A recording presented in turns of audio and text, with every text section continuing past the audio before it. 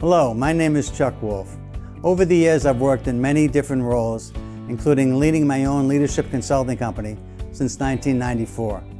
I've worked for and with some of the best companies and universities in the world, and have had the opportunity to work with government officials, military organizations, and public and private schools. I'm a leading expert and pioneer in emotional intelligence. Since 2009, I've been a volunteer hosting a radio show I created called The Emotion Roadmap: Take the Wheel and Control How You Feel. I really enjoy making a difference in people's lives. The show is on award-winning community radio station WPKN in Bridgeport, Connecticut.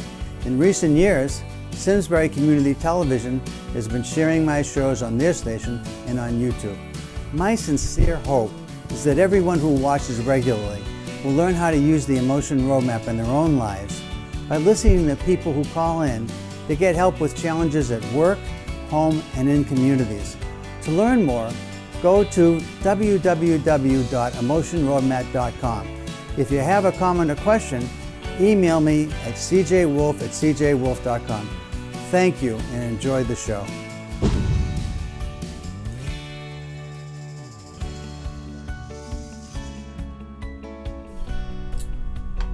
And this is Chuck Wolfe. You're listening to the Emotion Roadmap. Take the wheel and control how you feel. And this is the first Wednesday of the month, and I'm on the first and second Wednesdays of each month. Again, it's Chuck Wolfe, and it's the Emotion Roadmap. Take the wheel and control how you feel on WPKN. It's a pleasure to be back here with you today, and it's been a while since I've been here, so I wanted to ask if you know that you have something you'd like to call and talk to me about. You're a regular listener to the show. Thank you so much for tuning in and listening. It's always a pleasure to have you here. And I want to thank all of you who are regular listeners. And for those of you that might be new to the show, I'll tell you a little bit about the show in just a few minutes. But for regular listeners, since I haven't been around for a while, and you know the show's about helping people deal with emotionally challenging situations in their lives, and you want to give me a call, feel free to give me a call at 203-336-9756. The number again is 203-336-9756.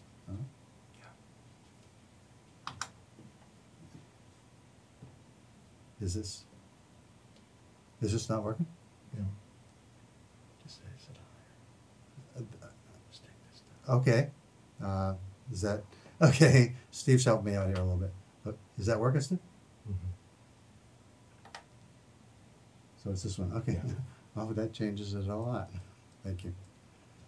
Okay. So again, this is Chuck Wolfe, and it's the Emotion Roadmap. Take the wheel and control how you feel. And you're listening to WPKN. If you've got something that you'd like to call me about, the show's about helping people with emotionally challenging situations that have to do with life. Life in general brings lots of challenges to us. There's challenges that have to do with dealing with other people. There's challenges that have to do with something going on internally inside yourself where you're trying to make some decisions. There's conflicts that we have to engage in. There's changes that we need to accept and deal with. There's all kinds of challenges that create strong emotions in us and often in others that we're dealing with. And in order to be the best possible version of ourselves, there is something that I've created called an emotion roadmap that is designed to help people to do that. And if you like, and if you have something, and you're a regular listener that you've been waiting to talk to me about, I encourage you to call me at the beginning of the show. Because lots of times people will listen to the show and they'll think, gee, I'd like to share something, but I'm not really sure I want to. I'm a little uncomfortable saying something on the air.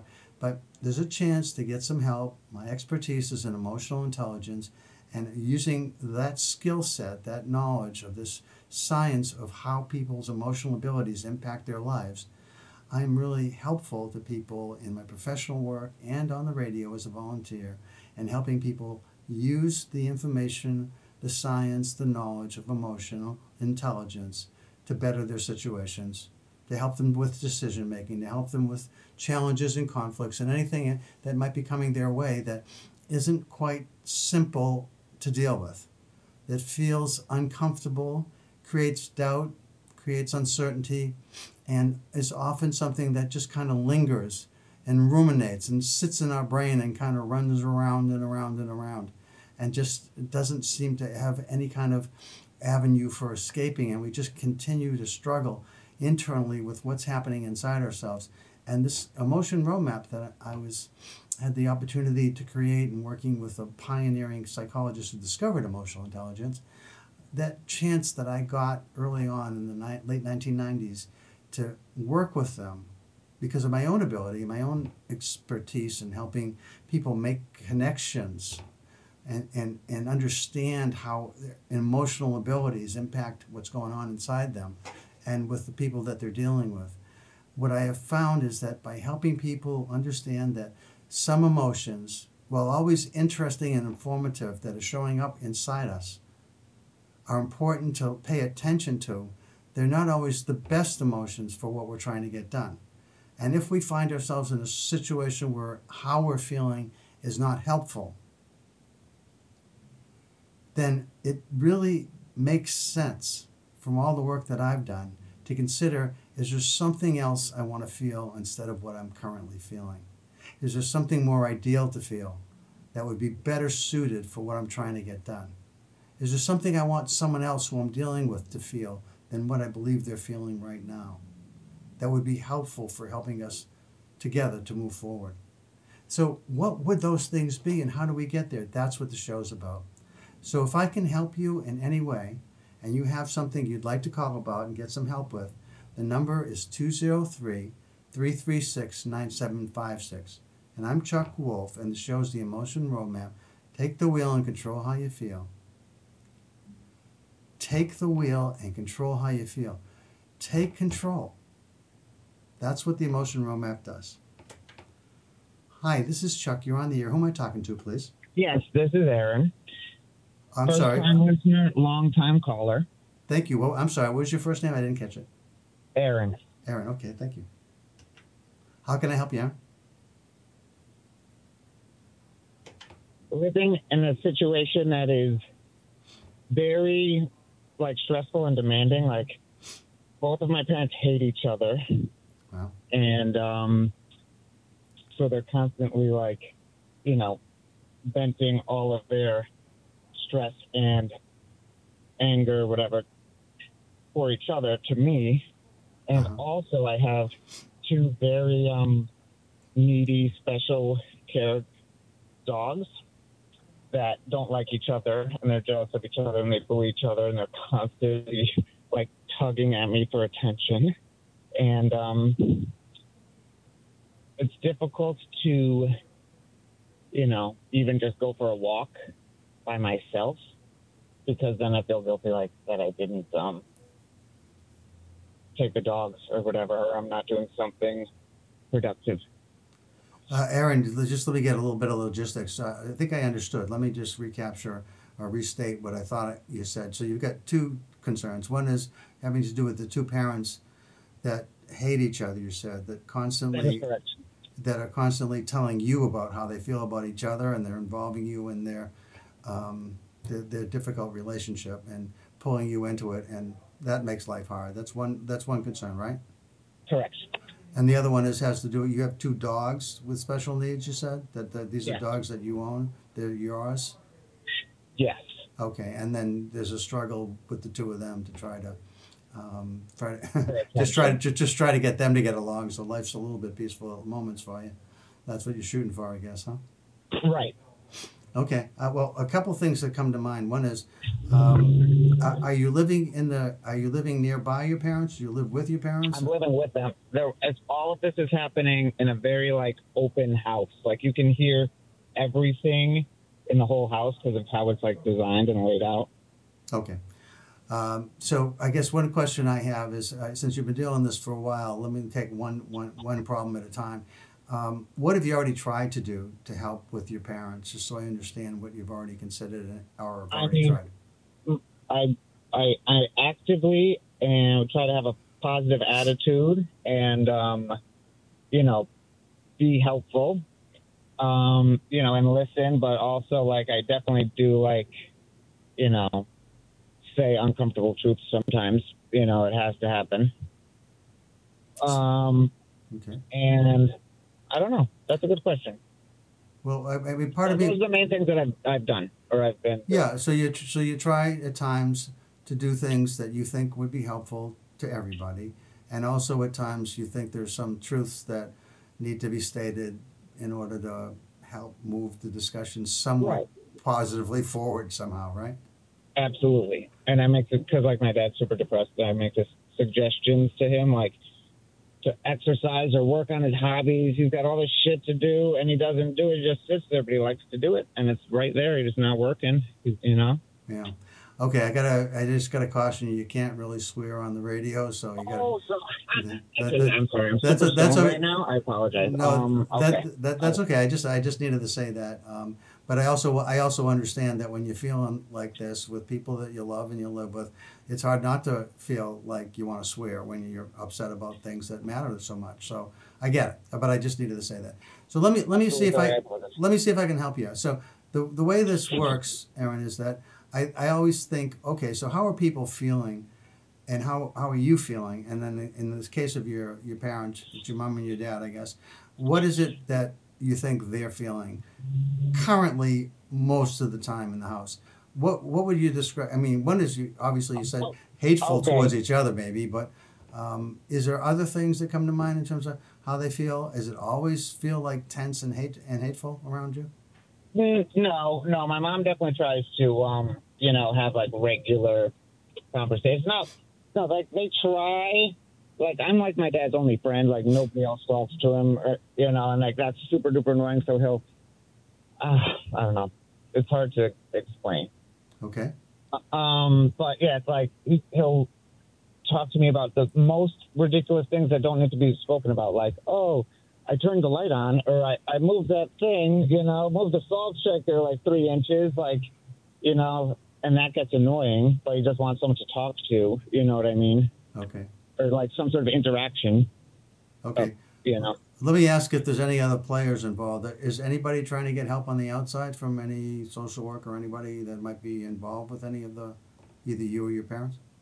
No. Okay. And another thing you might was probably definitely necessary to state is I struggle with addiction. Okay. All right. So is that a problem that happens pretty frequently in the house where you're coming in and you're stoned or high or something, and that complicates all this? No, well, that's pretty much just what's keeping me trapped at their house, essentially. Okay. They're super enablers. Well, my dad's a super enabler because, I, clean and do stuff around the house, and I'm like his only friend. So he does, So that's another. I just figured that might be, that's a big part of the situation, and it should be said. Okay. And your mom's trying to keep stuff together, it sounds like. Kind of, yeah, but she's also like super isolates, just sits in a room and knits, and like only comes out, whatever to eat and go to work, and she's resentful because she's still working and my dad's retired. Got it. Okay. So there's a lot of stuff happening here. So yeah, it's insane.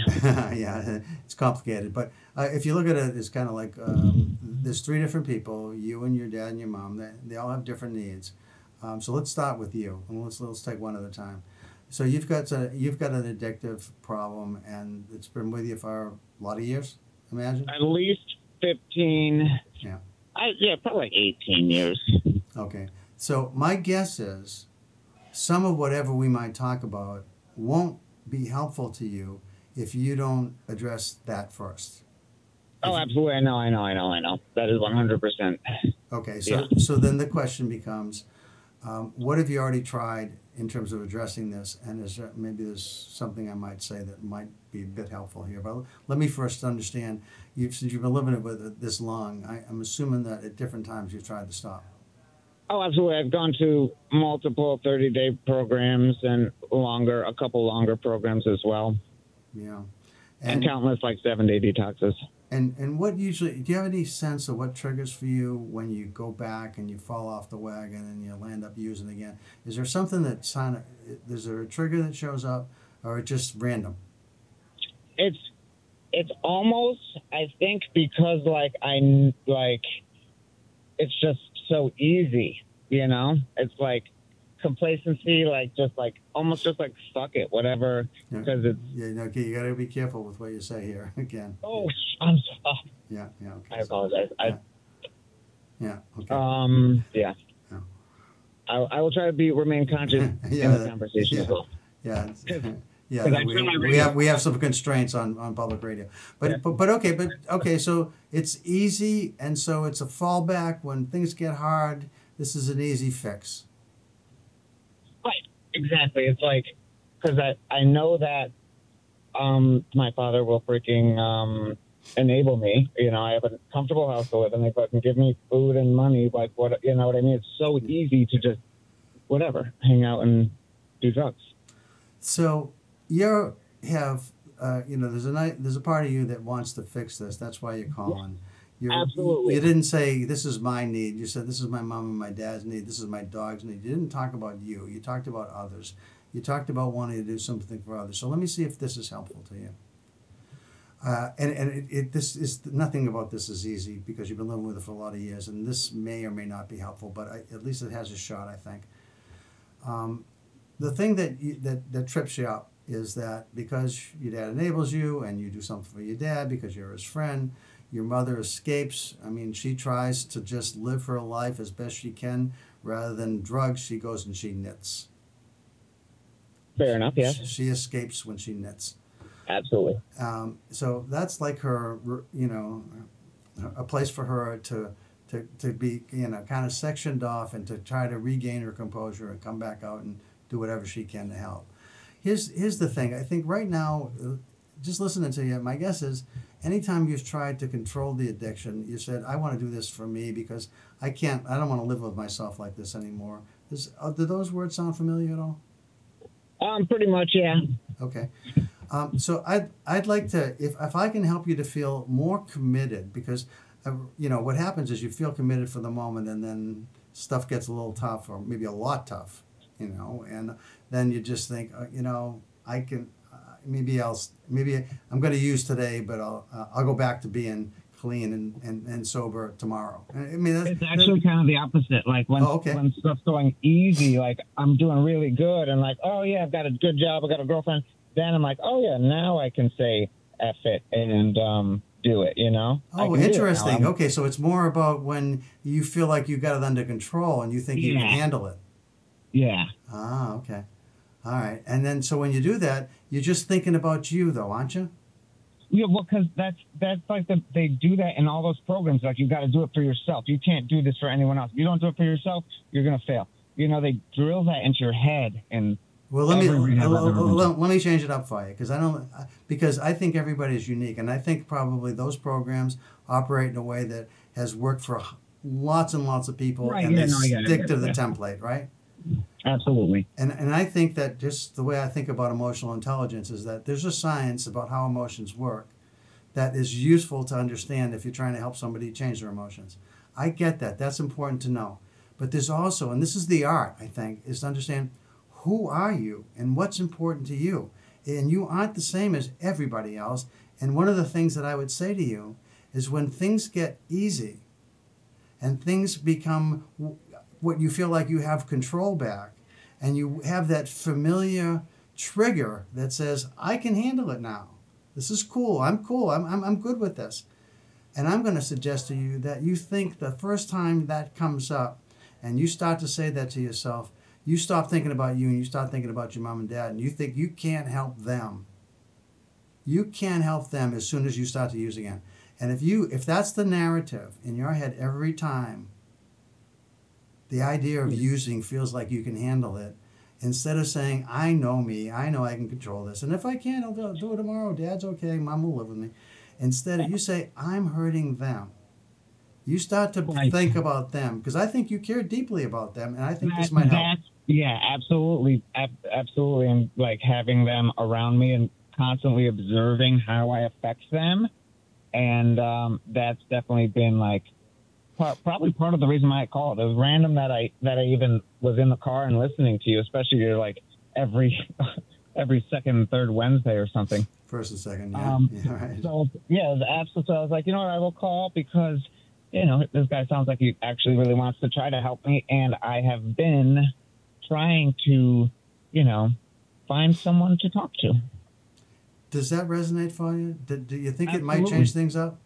Absolutely, because that's what I've been, that's like been motivating me. Okay.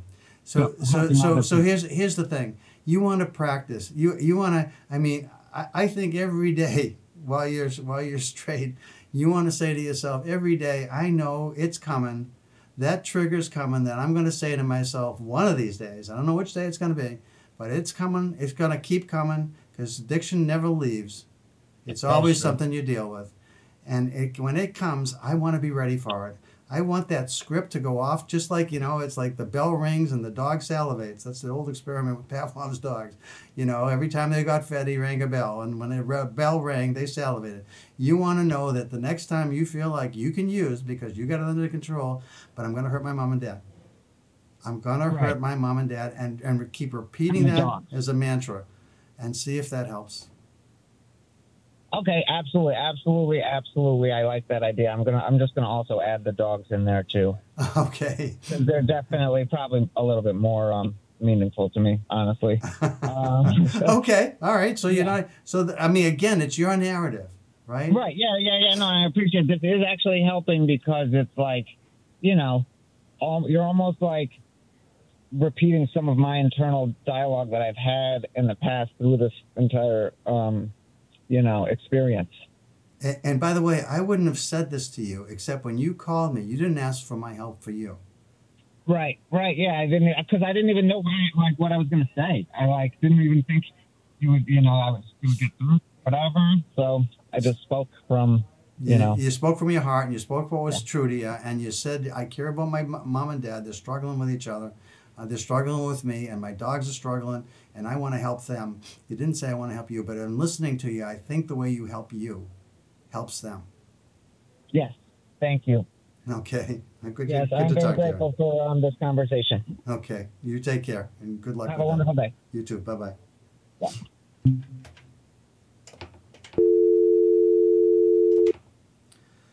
Okay, everybody. So that's how it works. If you've got something you want to call and talk to me about, again, the number is 203-336-9756.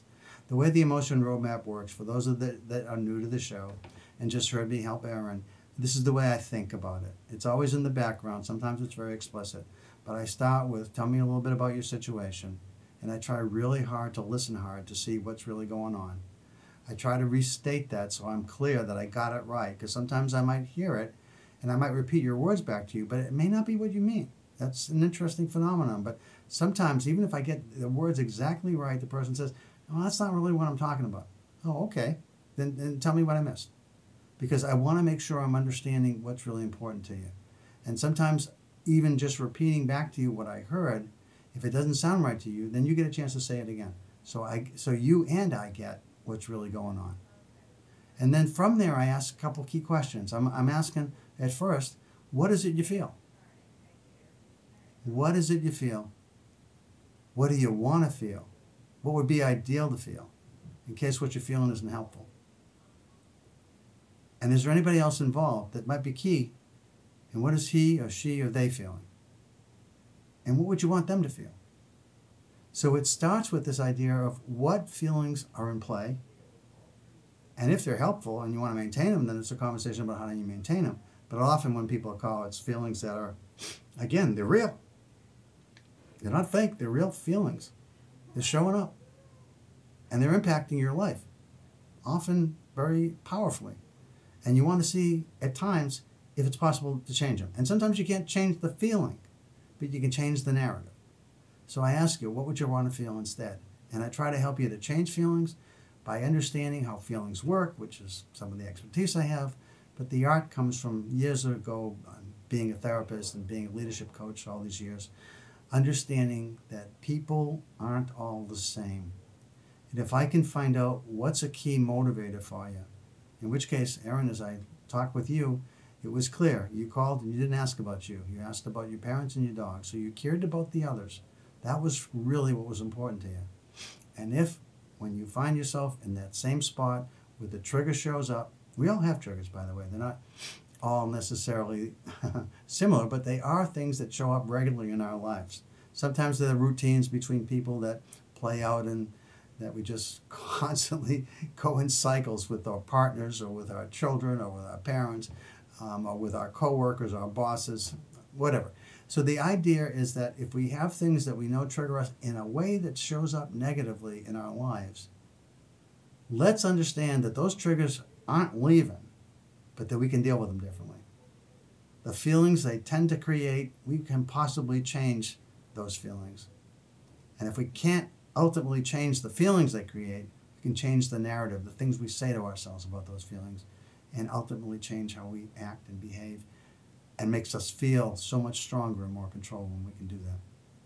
So again, the number is 203-336-9756. You're listening to Chuck Wolfe, the Emotion Roadmap. Take the wheel and control how you feel. So if you got something you'd like to call and talk to me about, again, I've been on the air now close to 30 minutes. I'm on the air till 12:55, so I've got about another 30 minutes. So it's a good time to call if you've got something. So the number is 203-336-9756. And it doesn't have to be dramatic. It can be something that just is something that you're unable to deal with right now. And you'd like the chance to bounce it off somebody that has some expertise in this area. That my only reason for being here is to be helpful to you. So if you want to call, again, 203-336-9756. And I'll give it a minute, because I know sometimes people think about it, but they're uncertain. It's a little scary sometimes to go on the air and make a phone call like that. But hopefully, if you happen to be on listening there and you know the potential exists, that you're going to get some help. And that's what I try to do here. So 203-336-9756. Years ago, I used to play music on the show too, but I only have the 55 minutes. So music, as much as I like playing music, and this is a music station, and award-winning music station, it also takes a lot of time. But at the same time, this is a show that's broadcast in my hometown on the community television station in Simsbury, Connecticut, and that I can't really play music without having to pay royalties if it's going to be broadcast in another place, another way, where music gets played. And I respect that. I understand that. But I also feel like with only 55 minutes, it's probably not best to play music. But one of the songs I used to play was something by Neil Young, which is Don't Go Away Saying It Might Have Been. It was a great song because it kind of motivated people to pick up the phone and make that call, because they're thinking about it. You might be out there thinking about calling and wondering if it's, if you really have the, the courage to put something out there. But at the same time, I hope you do, because one, I'm sitting here because I want to be helpful to people, and two is every time I help somebody, hopefully if you listen to the conversation with Aaron, you were learning too. You will learn something about how to control emotions, how to understand how emotions trigger certain responses, how understanding what motivates you, what you care deeply about, how that is going to impact whether or not you can actually change how you behave. Because how you behave is tied to what you think before you behave, and what you feel drives what you think.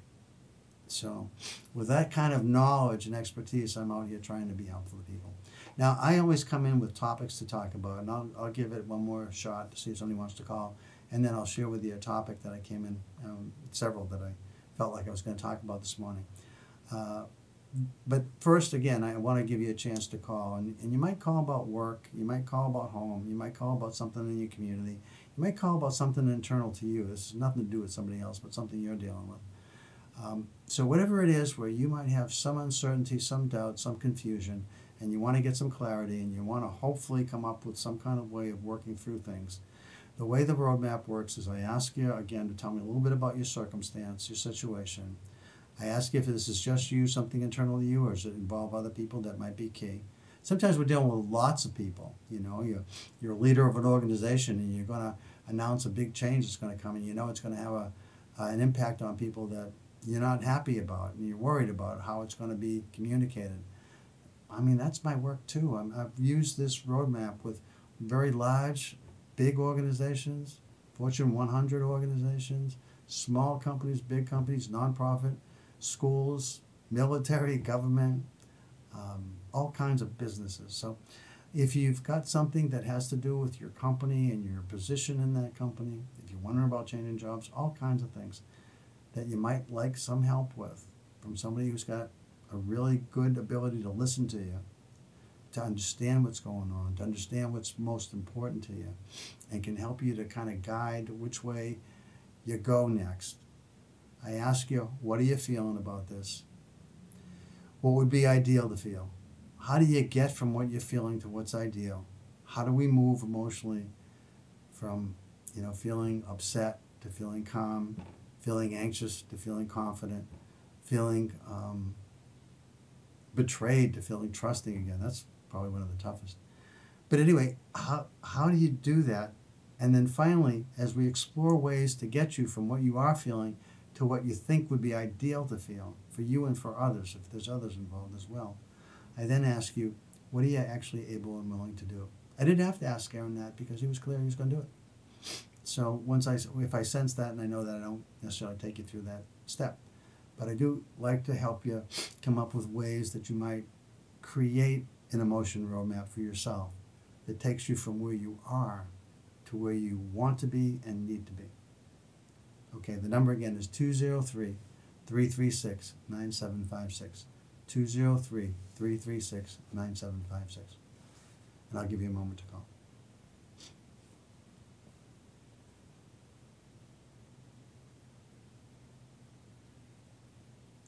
Okay, well, one of the things I'd like to talk about today is this idea of the diversity of color. And I'm talking about diversity of the color of our foliage that's coming up right now. Sometimes I find that going outdoors, experiencing some of the beauty that surrounds us, those of us lucky enough to live in the Northeast, and I just think right now, if you head north from Connecticut and you keep going north until you're getting closer and closer to the Canadian border, you're going to see spectacular color. And for me, when I see, first of all, I just love driving around in the rural areas of the Northeast. It's just such a pretty place any time of year, but especially during the time when the bright reds first come out. The swamp maples turn this beautiful, brilliant red, and then the yellows come, and the oranges, and the shiny green, and it's still on the trees. It just, the blend and the diversity. We talk about diversity as something that we want to welcome. I think the diversity of color and foliage speaks to the diversity of our planet and all the people in it. And if we could be as excited about all the beautiful leaves we see during this time of the season, if we get excited all the beautiful people from different backgrounds, from different races, from different religions, from different beliefs, from different perspectives, from different neighborhoods, if we can just understand that the world is full of diversity, and that diversity is spectacular in its beauty, if we can just kind of embrace that. With all the changes in pronouns in recent years, it's complicated, it's challenging to try to understand for the LGBTQIA communities how exactly to know what to call someone. And I don't think that anyone, or perhaps there's some, but for almost all of us, we'll never learn all the different definitions that are out there. And by the way, they aren't static. They continue to change. And so what I suggest as we open up our circles to be more inclusive of everyone and anyone is that if somebody you allow or you permit or you encourage to be part of your circle wants to be called by a different pronoun than what seems obvious, that you embrace that and try as hard as you can to get that right for them. So this idea of diversity and inclusivity, I think it's mirrored in our planet and the way, at least for me, the colors show up in the leaves. But it's also inherent in the work that I do in trying to be really inclusive of everyone and anyone. I also at the same time recognize that all of us, from the moment we're born, are filled with all kinds of information that creates bias. It starts with, what street do you live on? What neighborhood are you in? So within your town, there's little groups that form, and you're in a certain group, and maybe another group is in LA and a different group isn't. That happens, right? But also in years, I got a call. Just a sec. Hi, this is Chuck. You're on the air. Who am I talking to, please? Hello. Hi. Is this WPKN? Yes, this is Chuck Wolfe, and you called the Oh, Emotion sure. Roadmap. Did you want to call me? Yeah, I thought you were on the air live. I am live. You are. Oh, okay. I'm You're on. listening to you and You're telling on you the on the air. phone. You're on the air. You understand that? I want to make sure you know that. Oh, all right. That's great. My name is Israel. I'm from Bridgeport, Okay, and Israel. I've been clean and sober in a 12-step program for almost 40 years. And the one Congratulations. thing I learned about my feelings is that they are not necessarily facts. They're real and they're mine, but they are not always factual. Oh, that's a fascinating. That's a fascinating point, Israel. Okay, you want to say a little more about that? Only that I have to be able, when somebody upsets me, they say something that upsets me. Yeah. I always like to stop and just count to myself, like 1, 2, just like that, just to catch a breath before I respond. Yeah. I used to be very reactive, but I've learned to control that a little bit more now, and I'm grateful for it, and I'm grateful to know that my feelings don't have to control me. I can always talk to somebody else about it. I get another perspective, and it's all good. Well, one of the things that I've helped people with along the same lines as what you're saying, Israel, and it's a really important point, I think, is that we all have these inner voices, which are reflections of our feelings often.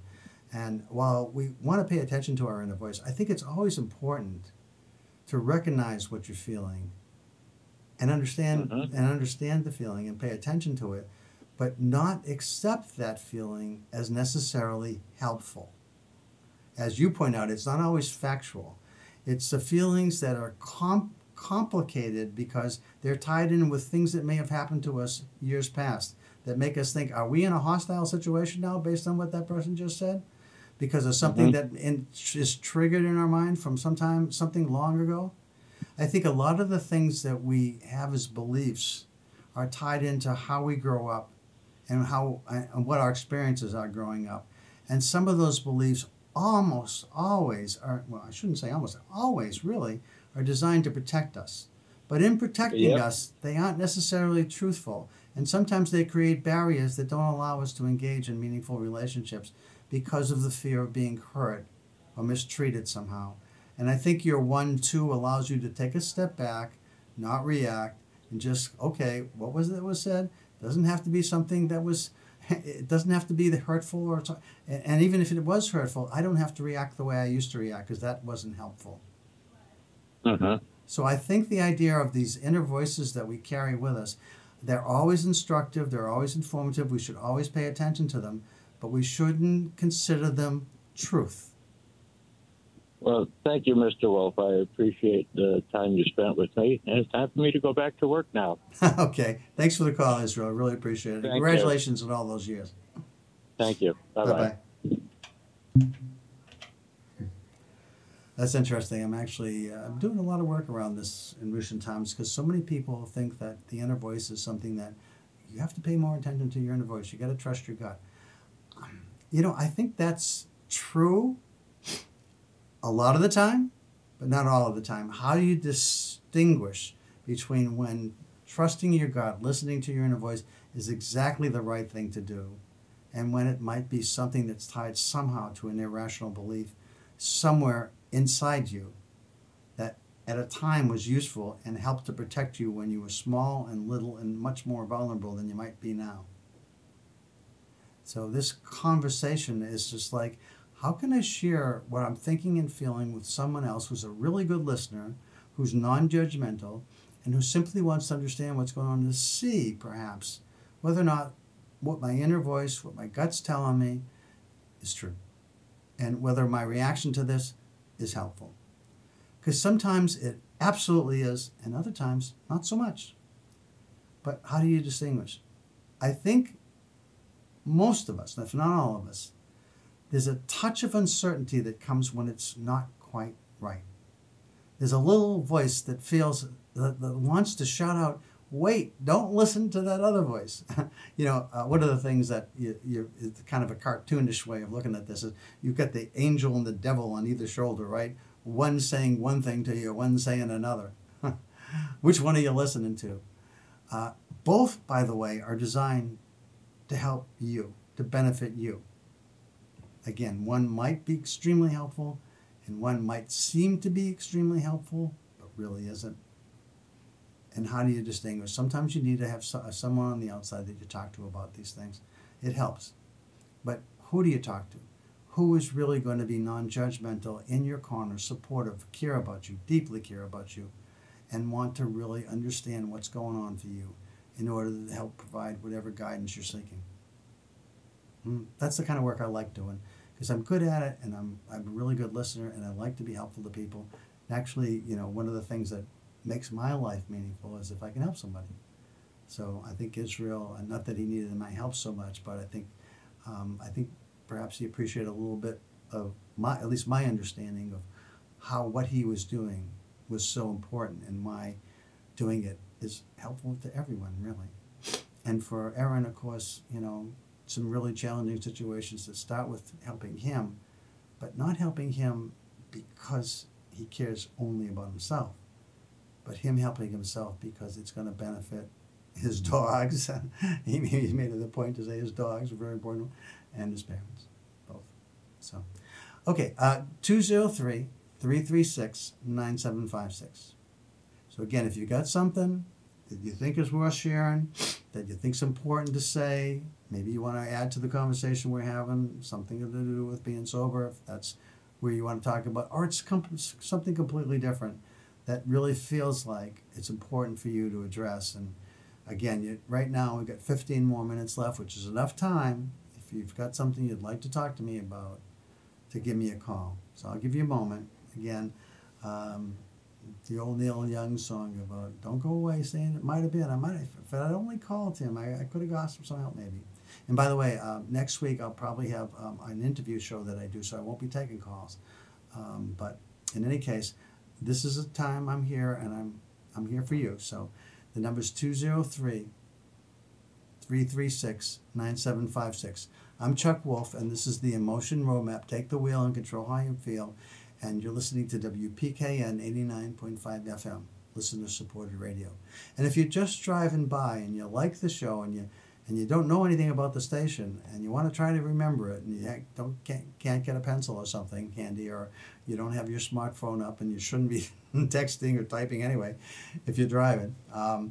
But one way of remembering it, it's an acronym I created for when people ask me, well, gee, okay, can you write those letters down? I said, well, here's a way to remember it. So when you leave your home, most of us, when we leave our home, we need a few things. And some of those things that most people I find need include a wallet, a phone, keys, and then you might need something else. Wallet, W, P, phone, K, keys, and need anything else. W, P, K, N. Wallet, phone, keys. Need anything else? If you can remember that, that's a way to remember the station. WPKN.org, by the way.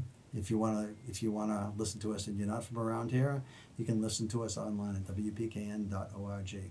We're a community radio station, and we're funded by volunteers who just reach into their pockets and decide this radio station is so good, so good that we want to do something to support those people out there that are programmers, that are bringing us delightful music and really interesting and thoughtful talk shows. And so I hope you find the station really rewarding, because we all work really hard to make that happen.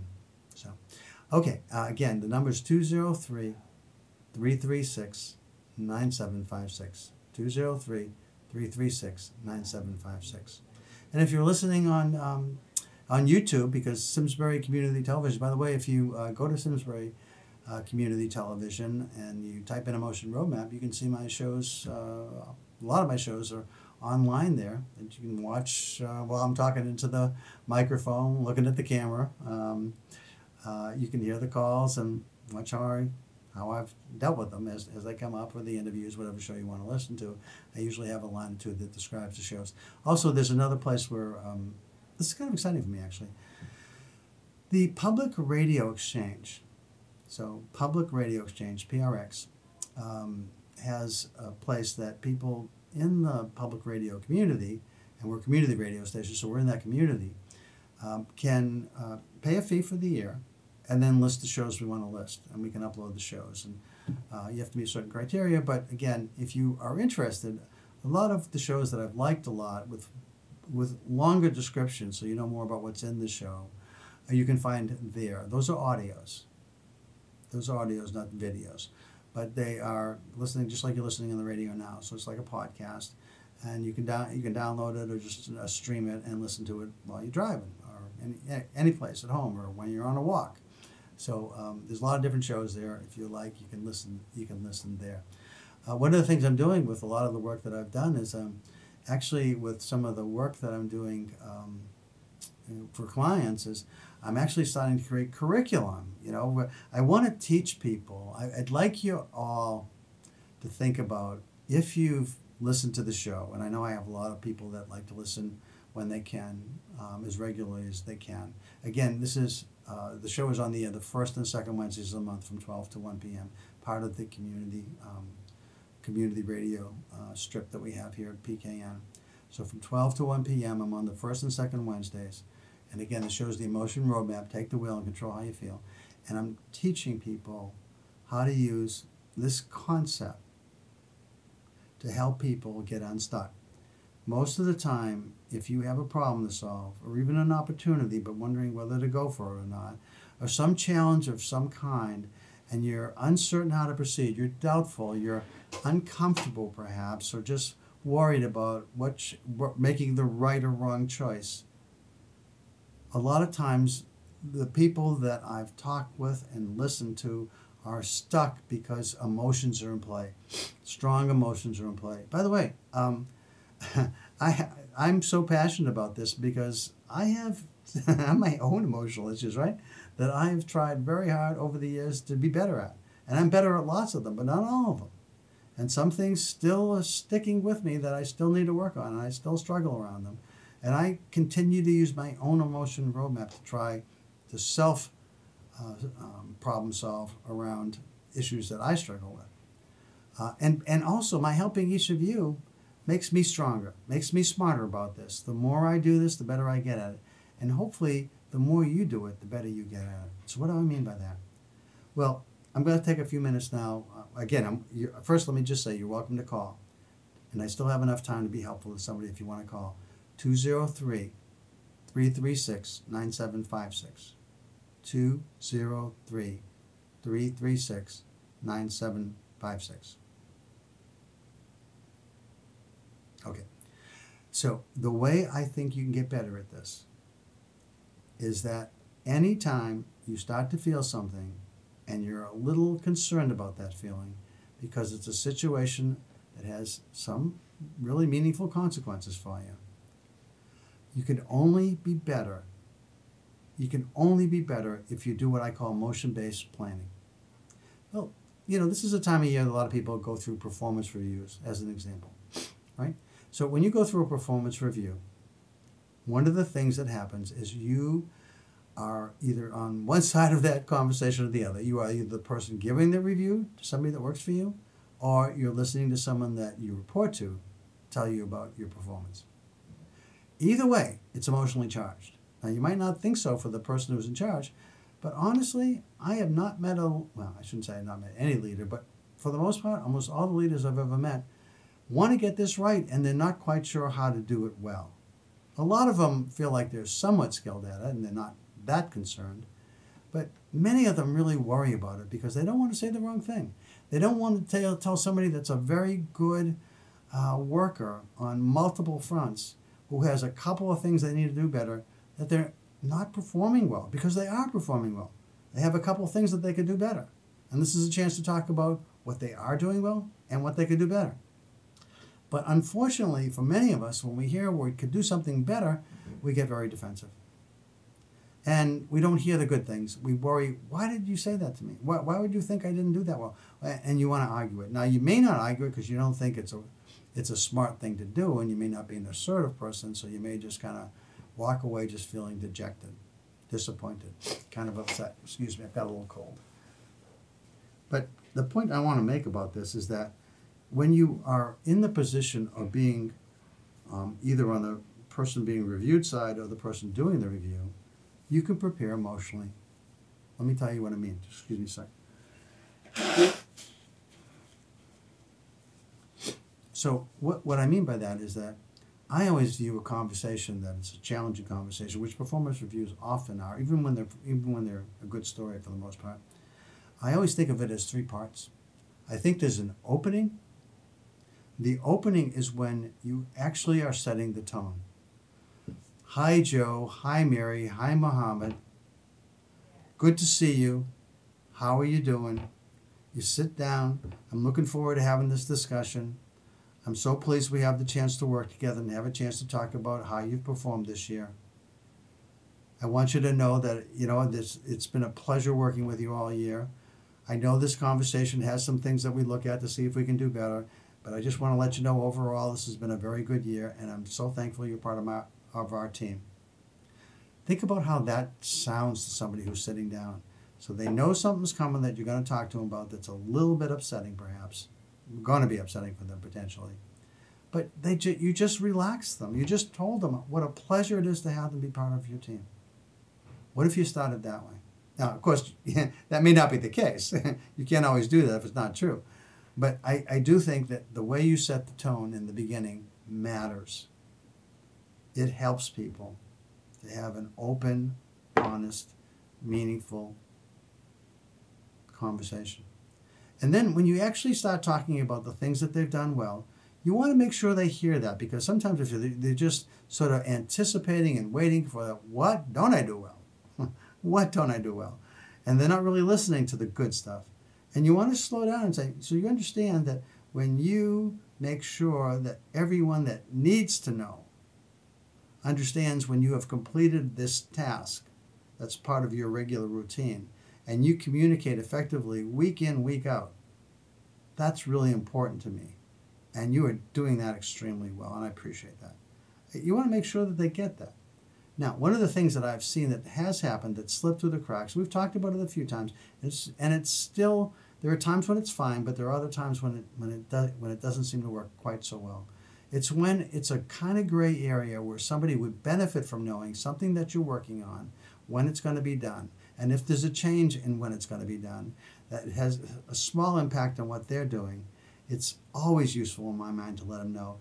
And there are times when that has slipped, or something along those lines. So when you're explaining to somebody and you're talking to them and you want them to understand how something that they are doing or not doing has impacted in a negative way, somebody else, and that you'd like them to clean that up, how do you want to feel during that part of the conversation? Well, I think you want to really feel focused and attentive and tuned into the other person. You want to make sure that what you're saying is heard the way you want it to be heard. You want to make sure it's not overkill, that the person isn't devastated by something like this, but just understands the importance of the situation and is working with you to help resolve what it's going to take to make sure that whatever's happening that isn't happening in the correct way is corrected going forward. So that requires you to really be focused and honed in and tuned in to what it is they're feeling and experiencing as you talk to them. You hear it in their words, you see it in their body language, you hear it in their tone. So that's really important. So during that time, you're talking about the things that you like and the things that you'd like to see changed. And at the very end, you want both of you to feel that was a great conversation, a very respectful conversation. I felt respected, you felt respected. I feel appreciated, you feel appreciated.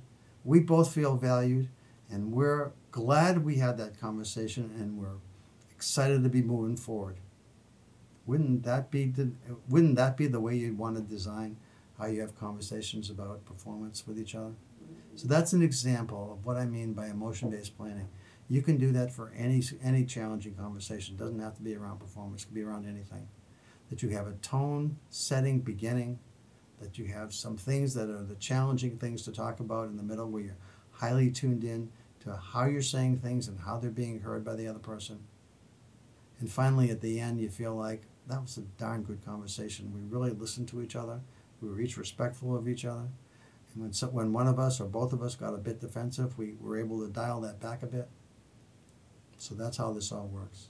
So I hope that's helpful to you. I appreciate you tuning in and listening to me. Again, this is Chuck Wolfe. You've been listening to the Emotion Roadmap. Take the wheel and control how you feel. I'm here the first and second Wednesdays of each month. I'm getting close to moving into my 15th year here. It's been a nice run.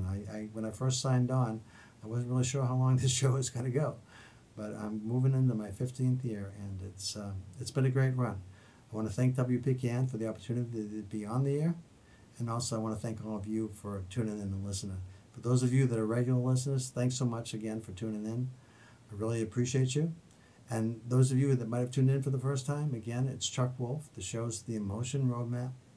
Take the wheel and control how you feel. That's so important to understand that you can take control over your emotions. Sometimes you can even change them so that the emotions that you're feeling are more helpful than perhaps the emotions currently you're feeling for what you're trying to get done. But you can always change the narrative. So thanks again, everybody, for tuning in. Again, next week's show will be another show where not live, but